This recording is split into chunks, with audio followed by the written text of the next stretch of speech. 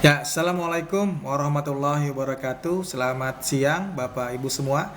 Hari ini kita akan berbicara tentang bagaimana untuk bisa meramalkan permintaan dari suatu barang yang ada, dan dalam hal ini kita akan menggunakan teori tentang forecasting. Untuk itu saya akan coba untuk memberikan gambaran apa yang sebenarnya dinamakan dengan forecasting atau istilah kita kenal peramalan. Jadi kalau kita lihat di kehidupan sehari-hari, tentunya ada dua hal yang mungkin kita bisa mempersepsikan antara yang namanya peramalan dengan sebuah prediksi. Itu mungkin sebagian orang yang tidak tahu bisa menyampaikan bahwa itu adalah sesuatu yang sama. Tetapi kalau kita sekarang belajar kepada sisi teori forecasting, itu adalah sesuatu yang berbeda.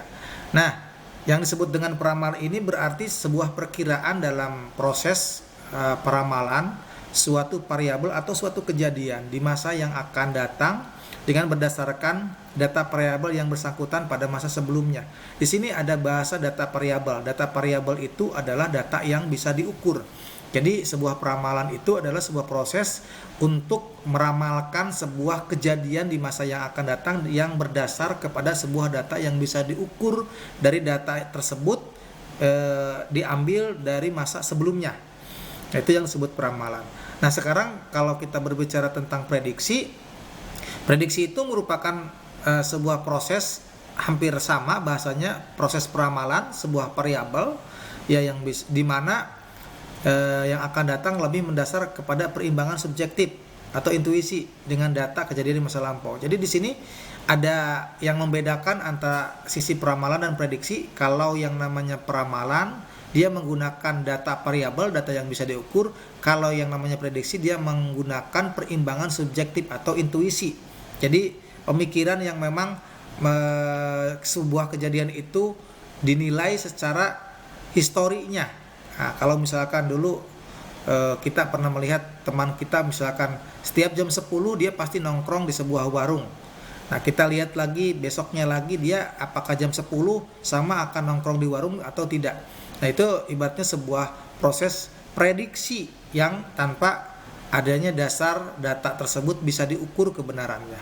Nah, sehingga kalau kita lari ke sebuah definisi, sebuah kata peramalan, berarti peramalan adalah proses membuat prediksi masa depan yang berdasarkan data masa lalu dan data sekarang dengan menerapkan berbagai pendekatan, itu baik kualitatif maupun kuantitatif. Nah, ini ada bahasa istilah kuantitatif dan kualitatif. Nah, ini kalau menurut Heiser dan Render ada definisi tujuan dari peramalan tadi. Yang pertama, untuk mengkaji kebijakan perusahaan yang berlaku saat ini dan di masa lalu, dan untuk melihat sejauh mana pengaruh di masa yang akan datang. Kemudian juga yang kedua, perlunya peramalan karena ada template atau delay saat suatu kebijakan perusahaan ditetapkan pada saat implementasi. Jadi ada jeda ya, yang namanya ketika sebuah peramalan itu dilakukan ada delay-nya. Ya, artinya ketika misalkan contoh kebijakan perusahaan mengeluarkan tentang hal yang berkaitan dengan peramalan. Nah, untuk diterapkan itu ada delay-nya. Jadi penting ketika perusahaan mengeluarkan sebuah kebijakan, peramalan itu harus dilakukan. Kemudian sebagai dasar penyusunan bisnis pada suatu perusahaan sehingga dapat meningkatkan efektivitas suatu rencana bisnis. Nah, jadi kalau dilihat dari sisi metode, ternyata peramalan itu ada dua metode. Ada metode bottom up, ada metode top down. Nah, kalau metode bottom up ini biasanya dia konsep pengambilan data untuk peramalannya itu dari sisi operation, dari sisi orang-orang yang berada di level bawah, kemudian naik ke tingkat manajemen dan naik ke tingkat puncak atau ke CEO. Dan kebalikannya ketika kita berbicara tentang metode top down, nah ini biasanya data-data atau sumber yang dijadikan sebuah data peramalan itu bersumber dari atas, dari CEO, kemudian turun ke manajemen dan turun ke level bawah yang sebagai pelaku operasi. Nah, di sini kita tadi sudah memahami ya bagaimana metode top down sering dimulai dengan menggunakan hasil-hasil peramalan berbagai kondisi bisnis. Nah, ini umum yang dibuat oleh para ekonom. Nah, dalam lembaga-lembaga pemerintahan dan perusahaan-perusahaan besar seperti perguruan tinggi. Ini top down ya. Kalau tadi bottom up, biasanya ini dimulai perkiraan permintaan produk yang akhirnya individual. Seberapa besar produk akhir yang terjual perusahaan di tahun depan? Ada berapa lama pelayan yang akan diminta, sehingga peramal harus menerima estimasi dari orang-orang penjualan atau distributor dan pelanggan. Jadi ini betul-betul diambil dari pelanggan ataupun dari distributor ya. Ini kalau kita berbicara tentang bagaimana karakteristik sebuah peramalan yang baik, ini ada beberapa hal yang harus kita pahami. Yang pertama dari sisi akurasi. Jadi peramalan itu harus memiliki sebuah akurasi, karena dengan adanya akurasi, nah ini akan berperan penting untuk menyeimbangkan persediaan yang ideal. Salah satunya itu tujuan dari adanya data yang bisa diambil secara akurasi atau harus akurasi ya. Kemudian dari sisi biaya, untuk mendapatkan semua peramalan yang baik, tentunya ada biaya yang harus dikeluarkan, dan biasanya sebuah keakurasian dari sebuah peramalan yang bagus itu tergantung biayanya, ada tersedia atau tidak. Nah, ini berpengaruh ya sisi biaya. Kemudian yang ketiga, kemudahan. Penggunaan metode peramalan yang sederhana, mudah dibuat, diaplikasikan, ini akan juga memberikan keuntungan bagi perusahaan. Jadi kalau kita bisa menggunakan sebuah metode peramalan yang mudah, yang sederhana, kenapa kita harus menggunakan sebuah peramalan yang ribet dan juga lebih mahal biayanya? Nah, jadi sisi klasifikasi teknik peramalan itu ternyata ada yang bisa kita lihat dari sisi penyusunannya. Ya, ini peramalan yang dilihat dari sisi subjektif dan peramalan yang dilihat dari sisi objektif. Kemudian kalau dari jenisnya, peramalan itu bisa dibedakan. Ada yang namanya peramalan jangka pendek, ini biasanya kurang dari setahun atau kurang dari 3 bulan. Kemudian peramalan jangka menengah, nah ini kurang lebih 1 tahun sampai 3 tahun. Dan ada yang namanya peramalan jangka panjang, ini biasanya di atas 3 tahun. Nah, kemudian berdasarkan jenis data yang diramal, ini ada 2 metode yang dipakai. Yang pertama metode peramalan kualitatif, yang kedua adalah peramalan kuantitatif. Nah, ini kita akan bahas satu persatu ya. Jadi peramalan yang subjektif itu adalah peramalan yang berdasarkan intuisi atau perasaan dari orang yang menyusunnya. Nah, kalau kita misalkan melakukan peramalan secara subjektif, ini antara bisa jadi kita senang atau tidak senang. Karena perasaan kita pun hanya ada 2, perasaannya senang atau tidak senang, gitu kan.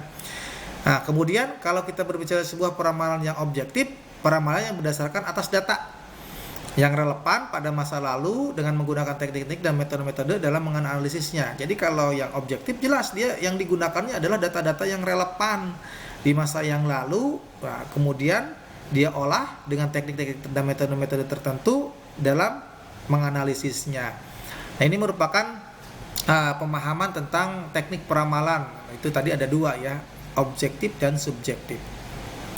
Nah, sedangkan kalau kita tadi mengenal ada metode peramalan kualitatif dan kuantitatif, sebenarnya apa? Nah, metode peramalan kualitatif itu merupakan peramalan yang didasarkan ini pada masa lalu dan sangat tergantung pada penyusunnya.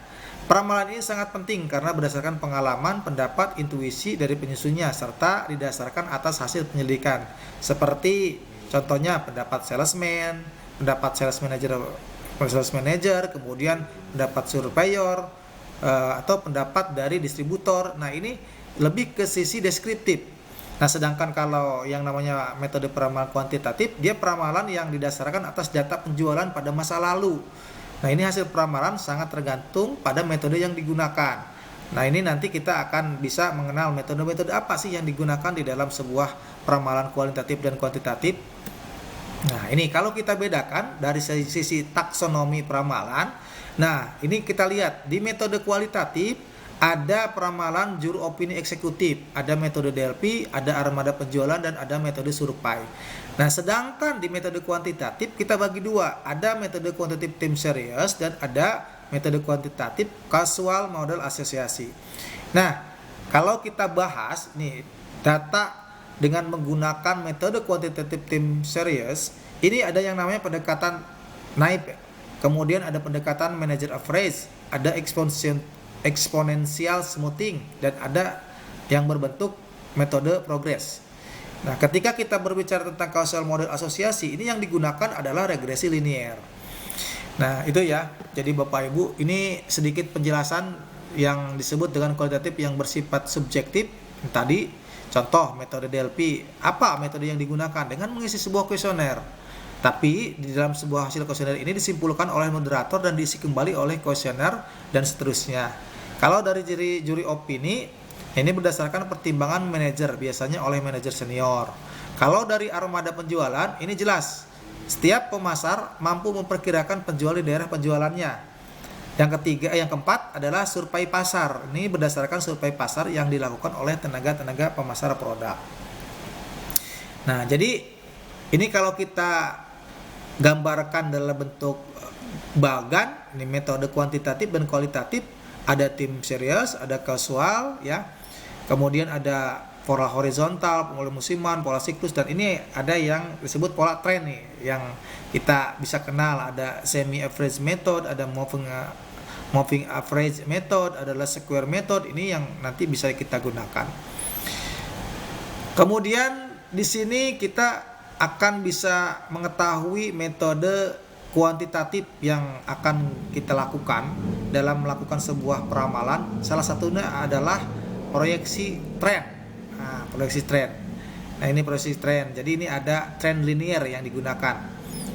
Nah, dari sini kita akan bisa melihat ada bentuk metode tren linear yang dikeluarkan dengan persamaan umum oleh Sofyan Asy'ari 1984 di dalam bukunya. Ini dia mempunyai rumus baku Y A plus BT. Nah, ini rumus-rumusnya bisa kita pelajari ya.